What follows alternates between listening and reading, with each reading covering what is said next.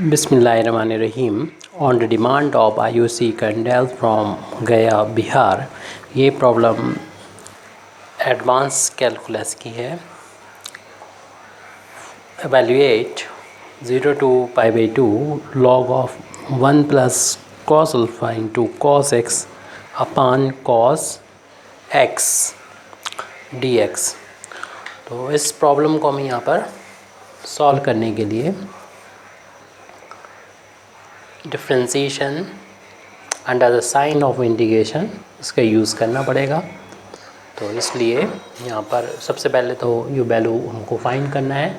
इस वैल्यू को हम i के इक्वल मान लेते हैं। तो i की वैल्यू हो जाएगी 0 to π/2, यानी i की वैल्यू फाइंड करना है। log of 1 plus cos alpha into cos x whole upon cos x dx।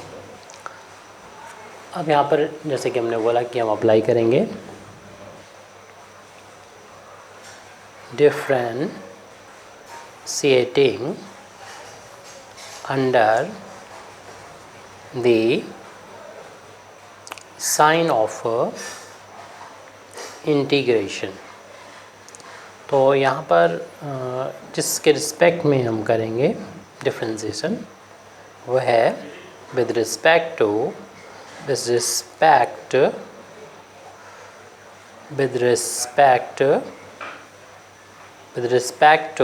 Alpha, यानी यहाँ पर अल्फ़ा के रिस्पेक्ट में हम इसको डिफ्रेंशिएट करेंगे। और यानी i का डिफ्रेंशिएशन हम अल्फ़ा के रिस्पेक्ट में करेंगे। जब यहाँ पर डिफ्रेंशिएशन करेंगे तो ये इंटीग्रेशन x के रिस्पेक्ट में है और अल्फ़ा के लिए होगा x अल्फ़ा के लिए x कांस्टेंट होगा। तो इसलिए पार्शियल डिफ्रेंशिएशन का यहाँ पर यूज़ करेंगे, यानी डेल ओवर डेल अल्फ़ा। और जो भी वैल्यू यहाँ पर थी log of 1 plus cos alpha into cos x upon cos x। तो इसको हमें डिफ्रेंशिएट करना है अल्फ़ा के रिस्पेक्ट में और इसको पार्शियली डिफ्रेंशिएशन करना है। और हम लोग जानते हैं कि अल्फ़ा के लिए x कांस्टेंट है, इसलिए यहाँ पर cos x यानी 1/cos x को तो हम बाहर ले लेंगे और डिफ्रेंशिएशन इसका करना पड़ेगा। इसको x समझे, मतलब अल्फ़ा समझे, और log अल्फ़ा का अल्फ़ा के रिस्पेक्ट में 1/अल्फ़ा हो जाएगा। लेकिन हम देख रहे हैं कि ये अल्फ़ा नहीं है, हमने अपनी तरफ से कंसीडर किया अल्फ़ा है ये। तो इसको हमें दोबारा से अल्फ़ा के रिस्पेक्ट में डिफ्रेंशिएशन करना पड़ेगा 1 plus cos alpha into cos x का। और ध्यान रहे कि यहाँ पर पार्शियली डिफ्रेंशिएशन किया जा रहा है अल्फ़ा के रिस्पेक्ट में, तो अल्फ़ा ही वेरिएबल होगा और जो भी है जैसे कि x अल्फ़ा के लिए कांस्टेंट होंगे 1/cos x और ये 1 plus cos alpha into cos x। Differentiation करेंगे 1 का अल्फ़ा के रिस्पेक्ट में, यानी कांस्टेंट का डिफ्रेंशिएशन 0। और यहाँ पर हम अल्फ़ा के लिए cos x कांस्टेंट होगा, इंटू में है तो इसको हम यहाँ पर बाहर लिख ले रहे हैं, यानी cos x को।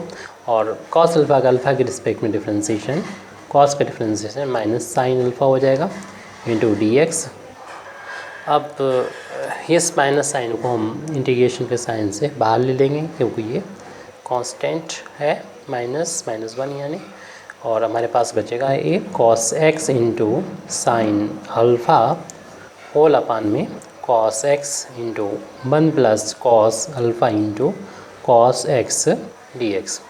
ये cos x से cos x कैंसिल हो जाएगा और यहाँ पर साइन अल्फ़ा जो कांस्टेंट है x के लिए, तो उसको यहाँ से इंटीग्रेशन के साइन से बाहर ले लेंगे। तो हमारी वैल्यू ये लेफ़्ट हैंड साइड में चल रही थी, जिससे कि हम i की वैल्यू को फाइंड करेंगे। अगले पेज पे हम लिख रहे हैं, तो ये वैल्यू चल रही थी di/d अल्फ़ा चल रही थी। हमने बोला था कि माइनस पहले से बाहर है, साइन अल्फ़ा को इंटीग्रेशन के साइन से बाहर निकाल लेंगे। तो हमारे पास जो बचेगा उसको यहाँ पर लिख दे रहे हैं, यानी न्यूमरेटर में तो सिर्फ साइन अल्फ़ा ही था, तो इसलिए 1 बचा। 1 प्लस था cos alpha into cos x। तो यहाँ पर जो वेरिएबल है वो x है और हमें इसको x के रिस्पेक्ट में इंटीग्रेट करना है।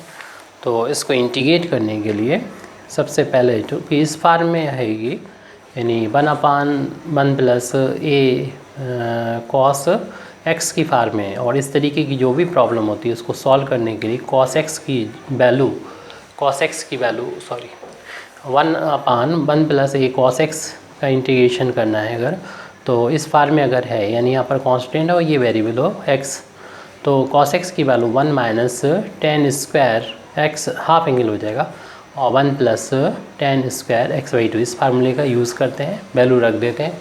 तो यहाँ पर हम हाफ एंगल में कन्वर्ट करेंगे, तो कॉस एक्स की वैल्यू पुट कर देंगे, तो 1 plus cos alpha as it लिख दीजिए, और कॉस एक्स की वैल्यू हाफ एंगल में 10 की फार्म में रखेंगे, तो ये वैल्यू हो जाएगी 1 माइनस टेन स्क्वायर x/2 अपान 1 प्लस टेन स्क्वायर x/2, और न्यूमरेटर में ये हमारा dx पहले से मौजूद है,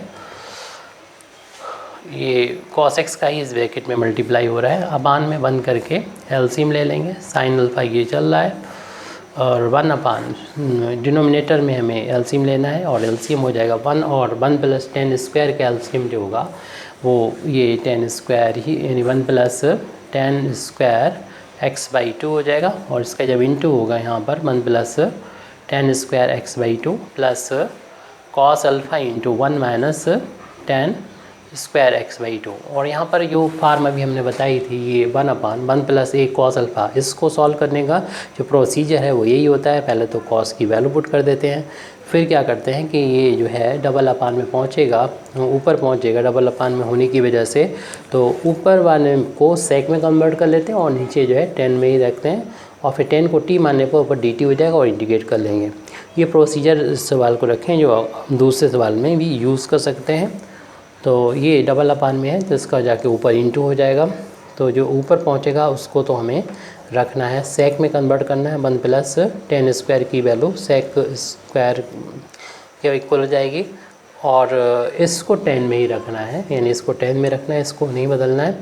लेकिन यहाँ पर कांस्टेंट और वेरिएबल को सेपरेट करना है, तो इस ब्रैकेट को यहाँ तो ब्रैकेट हमने लगाया ही नहीं था, अगर लगा लेते तो हटा देते, और इसमें हटाने पे कोई फ़र्क नहीं पड़ना है। 1 प्लस टेन स्क्वायर x/2, लेकिन इस ब्रैकेट में इस कॉस अल्फ़ा का दोनों टर्म में इंटू होगा, तो 1 में करेंगे कॉस अल्फ़ा हो जाएगा, माइनस का हो जाएगा cos alpha into ten square x/2। तो यहाँ पर इसमें वेरिएबल और कांस्टेंट को सेपरेट करके लिख देंगे, तो साइन अल्फ़ा इंटू ऊपर हमने कहा था कि 1 प्लस टेन स्क्वायर की वैल्यू हम लोग जानते हैं कि सेक स्क्वायर के बराबर होती है, और 1 प्लस कॉस अल्फ़ा को साइड से लिख लें, और इन दोनों में अगर हम 10 कॉमन ले लेंगे तो उधर तो हमारे पास 1 बचेगा, यहाँ पर ये माइनस का कॉस अल्फ़ा बचेगा।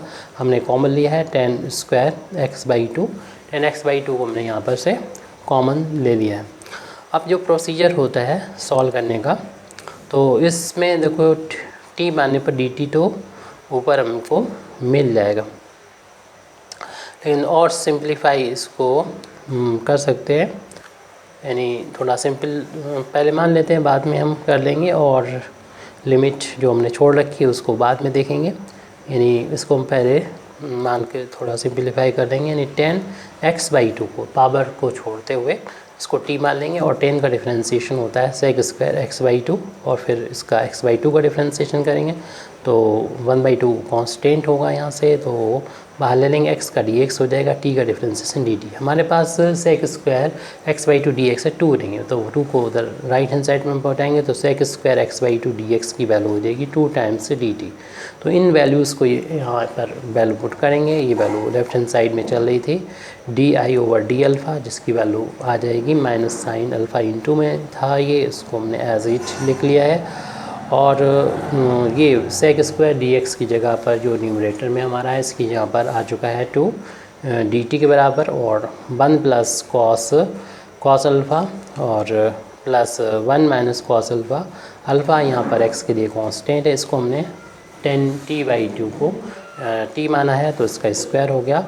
तो ये इस क्योंकि कांस्टेंट हैं, अल्फ़ा हो या कितनी बड़ी वैल्यू उससे में कोई मतलब नहीं, हम इसको इस फार्म में चेंज कर सकते हैं, यानी जो फार्म हम यहाँ पर लिखने वाले हैं 1/a² प्लस x² की फार्म में लिख सकते हैं, जिसका इंटीग्रेशन होता है 1/a tan इनवर्स x/a। इसका यूज़ करेंगे अभी, लेकिन पहले इस फार्म में कन्वर्ट करें। तो उसको सिंपलीफाई करने के लिए कॉस की हाफ एंगल में वैल्यू यहाँ पर इन दोनों जगह पर ऐसी रखें कि 1 से 1 ये कैंसिल हो जाए और हम इस फार्म में बदल लें। वैसे एक मेथड ये भी है कि इस t² के जो कोफिशिएंट है इसको पूरे को हम बाहर ले सकते हैं, लेकिन फिर हम इसको होल स्क्वायर बनाने के लिए यानी a² प्लस x² की फार्म बनाने के अंडर का यूज़ करना पड़ेगा।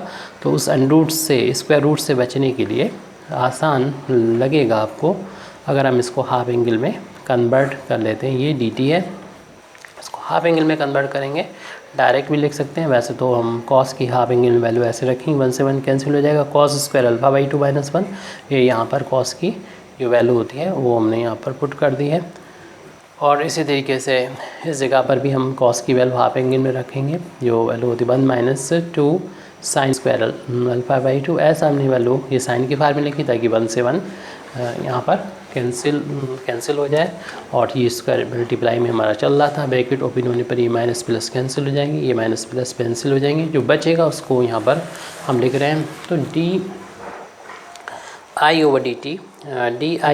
अल्फ़ा की वैल्यू हो जाएगी माइनस साइन अल्फ़ा इंटू ये 2 इंटीग्रेशन के साइन से हम बाहर भी ले सकते हैं, जो यहाँ पर कांस्टेंट मल्टीप्लिकेशन में चल रहा है। इस 2 को हमने इंटीग्रेशन के साइन से बाहर ले लिया, तो हमारे पास जो बचा है उसको लिख रहे हैं dt/2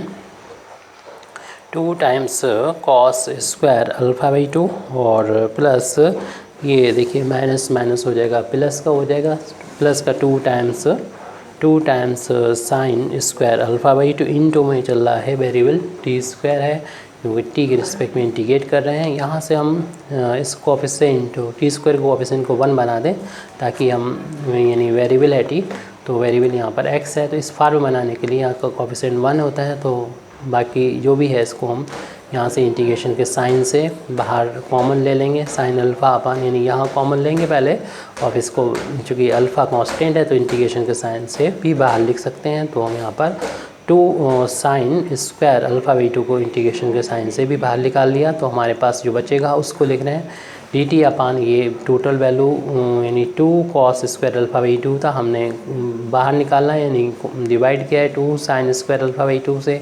यहाँ ये बाहर कॉमन को बाहर निकाल लिया तो इधर 1 बचेगा, यानी 1 × t² लिख सकते हैं, डायरेक्ट भी कर सकते हैं t²। 2 से 2 कैंसिल हो जाएगा, यहाँ पर भी 2 से 2 कैंसिल हो जाएगा।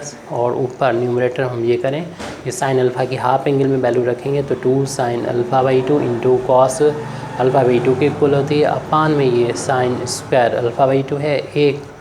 फिर उसमें क्या करेंगे कि cos अपान साइन की वैल्यू हम लोग जानते हैं कि वो cot के बराबर होती है, यानी स्क्वायर है तो स्क्वायर कर देंगे, α/2 है तो α/2 कर देंगे, प्लस का t²। देखिए ये अब इस फार्म में कन्वर्ट हो गया है a² प्लस x², तो इस फार्मूले का हम लोग यहाँ पर यूज़ कर सकते हैं।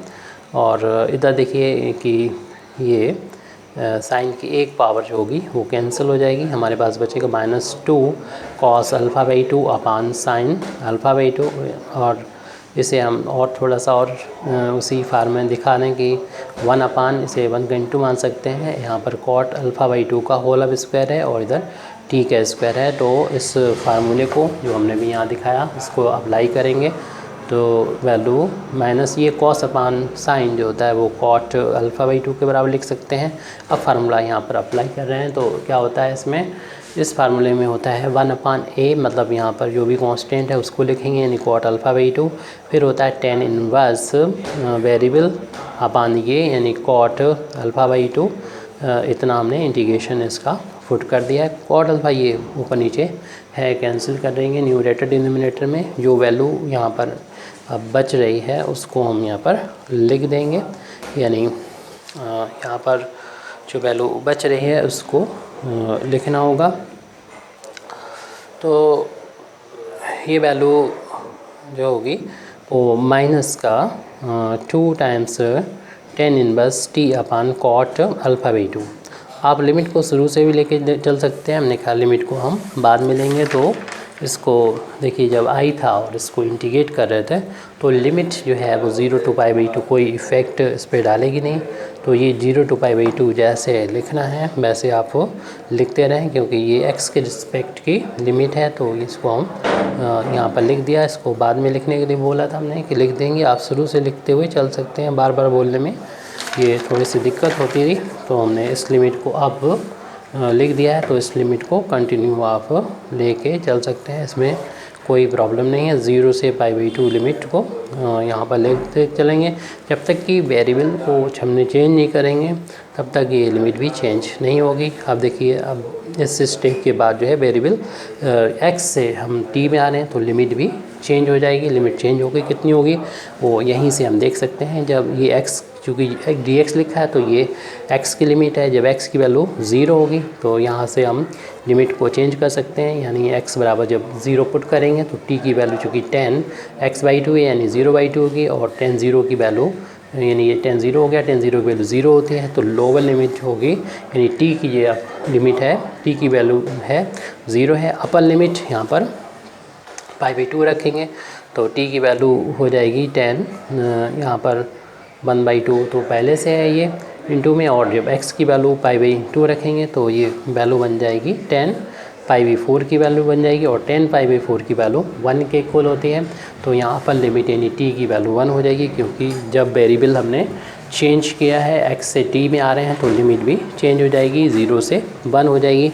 अब ये लिमिट चूँकि ये वेरिएबल x के रिस्पेक्ट में इंटीग्रेट किया जा रहा है तो लिमिट 0 to 1 ये चलती रहेगी, और हमें इसे लिखना यहाँ पर ज़रूरी है। तो यहाँ पर अब लिख लें इसको, और आप जो है शुरुआत से ही लिखते चलना है। हमारे लिए दिक्कत हो जाती है, अब जहाँ चेंज करना है वहाँ पर हमने चेंज करके बता दिया। मेन जो प्रॉब्लम थी वो सॉल्व करने में फोकस ना हट जाए, इसलिए हमने लिमिट को यहाँ से हटा दिया था, और लिमिट का सॉल्व करना आप जानते हैं। अब जब हमने इंटीग्रेशन यहाँ पर कंप्लीट किया है, यानी 1/, जो फार्मूला लगाया वो तो इतने लगाया, और फिर इसमें चूँकि इस पोर्शन में हमारे ये लिमिट नहीं आ रही है तो इसको हमने बाहर कर दिया, और लिमिट t की जो वैल्यू है वो 0 से 1 तक हमें रखना है। तो इस पूरे इसमें यानी 2 बचा, और ये लिमिट बची थी 0 से 1, यानी t की लिमिट है ये। जहाँ पर हमको जो है वो मिल रहा है t, वहाँ पर हमें वैल्यू रखनी है, वहाँ 1 रखनी है। पहले अपर लिमिट रखनी है 1/cot α/2 माइनस फिर 10 इनवर्स लोअर लिमिट, यानी t की यहाँ 0 रखना है। अपान में कुछ भी हो, अगर ये 0 है तो इसकी वैल्यू 0 के बराबर हो जाएगी। इस तरीके से हम इसे लिख सकते हैं 10 इनवर्स इस 1/cot की वैल्यू 10 के बराबर होती है, यानी 10 α/2 के बराबर होगी, माइनस ये 10 0 के बराबर, क्योंकि ये 0 है और इसलिए हम इसे 10 इनवर्स 0 लिखेंगे। और 10 इनवर्स 0 एंगल की वैल्यू होती है, और हम लोग जानते हैं कि 10 इनवर्स से 10 हट जाएगा, ओनली α/2 बचेगा, और ये वैल्यू 0 के बराबर है। -2 से अंदर मल्टीप्लाई कर देंगे तो ये 2 से 2 कैंसिल होके माइनस का अल्फ़ा आ जाएगा, यानी ये वैल्यू जो आ गई है चल रही थी वो d(d)(α) के बराबर चल रही थी। तो d(d)(α) की वैल्यू माइनस अल्फ़ा के इक्वल आ चुकी है। अब हमें चूँकि i की वैल्यू फाइंड करना थी, तो i की वैल्यू फाइंड करना है, तो इसलिए इंटीग्रेशन कर देंगे वो साइड, ताकि अल्फ़ा जो है वो हट जाए, मतलब i की वैल्यू आ जाए। अल्फ़ा के रिस्पेक्ट में इसको इंटीग्रेट कर देंगे। तो यहाँ पर हम लिख देख रहे हैं किसके रिस्पेक्ट में इंटीग्रेट कर रहे हैं, तो यहाँ पर अगले पेज पर हम लिखने वाले हैं integrating both sides with respect to alpha. तो जब इंटीग्रेट करेंगे लेफ़्ट हैंड साइड में अल्फ़ा के रिस्पेक्ट में, यानी di/d को डायरेक्ट भी लिख सकते हैं। हम अल्फ़ा के रिस्पेक्ट में di/d इसका इंटीग्रेट कर रहे हैं, डायरेक्ट भी इसको i के इक्वल रख सकते हैं। और राइट हैंड साइड में चूँकि माइनस अल्फ़ा था तो माइनस साइन को बाहर ले लेंगे, अल्फ़ा और d यहाँ पर लिख दीजिए। ये कैंसिल हो जाएगा, d से इंटीग्रेशन से d हट जाएगा, ओनली i आ जाएगा। माइनस ये पावर 1 है, इंटीग्रेट करेंगे तो पावर 1 बढ़ जाती है, उतने जितनी पावर होती है उतनी अपान में आ जाता है। कांस्टेंट ऑफ इंटीग्रेशन यहाँ पर ऐड हो जाएगा। इस कांस्टेंट की वैल्यू को हम लोग निकालेंगे, जो हमें i जो हमने जहाँ पर माना था इक्वेशन नंबर 1, ये इक्वेशन नंबर 2 डाल दें, और जो इक्वेशन नंबर 1 शुरुआत में ये वैल्यू आ गई थी हमारी, अल्फ़ा का स्क्वायर किया था -α²/2 प्लस सी से इक्वेशन नंबर 2 डाला है और शुरुआत में इक्वेशन नंबर हमने 1 डाला था। तो इसमें यानी जहाँ पर वैल्यू हमने सोल्यूशन में पहली स्टेप थी उसे इक्वेशन नंबर 1 डाल लेंगे, यानी डाला नहीं था तो डाल देंगे इक्वेशन नंबर 1, क्योंकि यहाँ से अब चूँकि सी की वैल्यू हमें अब निकालना है इक्वेशन नंबर 2 में, तो हमें ऐसी वैल्यू अल्फ़ा की पता होना चाहिए जिसके करस्पॉन्डिंग आई की वैल्यू मालूम हो। तो हम देख रहे हैं यहाँ पर अगर हम π/2 रख दें अल्फ़ा की जगह पर, अगर हम इसमें π/2 रख देते हैं तो cos π/2 की वैल्यू जो होती है वो 0 होती है, cos 90 की वैल्यू 0 होती है। तो ये वैल्यू हो जाएगी टोटल 0, यानी log 1 + 0, यानी ये वैल्यू हो जाएगी log 1 हो जाएगी। और log 1 की वैल्यू 0 होती है, 0 ये cos x होगा तो 0 हो जाएगा, और 0 का डेफिनेट इंटीग्रेशन 0 होता है, तो इसलिए i की वैल्यू 0 हो जाएगी। तो फ्रॉम इक्वेशन नंबर 1 से हम कह सकते हैं कि फ्रॉम इक्वेशन नंबर 1 वहाँ से कह सकते हैं, शुरुआत में जो हमने i माना था उसको इक्वेशन नंबर 1 दिया था कि वैन अल्फ़ा = π/2, तो हमको मिल रहा है c की जो वैल्यू जो i की जो वैल्यू मिली है, पहले i की वैल्यू मिलेगी, i की वैल्यू जो है वो 0 है। तो फिर यहाँ से इन दोनों वैल्यू को इक्वेशन नंबर हम 2 में पुट कर देंगे, यानी i की वैल्यू 0 रख देंगे। इससे हम वैल्यू फाइंड कर सकेंगे c की वैल्यू, जो कि अल्फ़ा की वैल्यू π/2 रखना है, तो इक्वेशन नंबर 2 में ये दोनों वैल्यू रखनी थी, i = 0 रखना थी और अल्फ़ा की यहाँ पर π/2 रखना था। चूँकि इसका स्क्वायर है यहाँ पर स्क्वायर है तो स्क्वायर कर देंगे, होल अपान में 2 है, प्लस c की वैल्यू यहाँ निकल आएगी।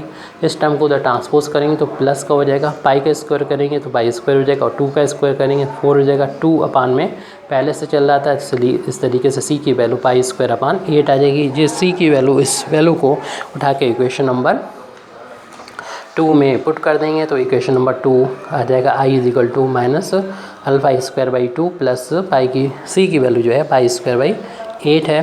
तो यहाँ पर जो हमारा इंटीग्रल था, लिमिट 0 to π/2 i मतलब इतना, और फिर था ये log of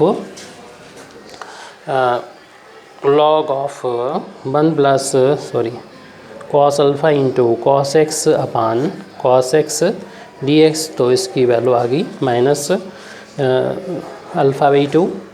अब ऐसा करते हैं कि इस प्लस वाली वैल्यू को हम पहले लिख देते हैं, तो ये वैल्यू हो जाएगी π²/8, और माइनस वाली वैल्यू को हम बाद में लिख देंगे, यानी α²/2।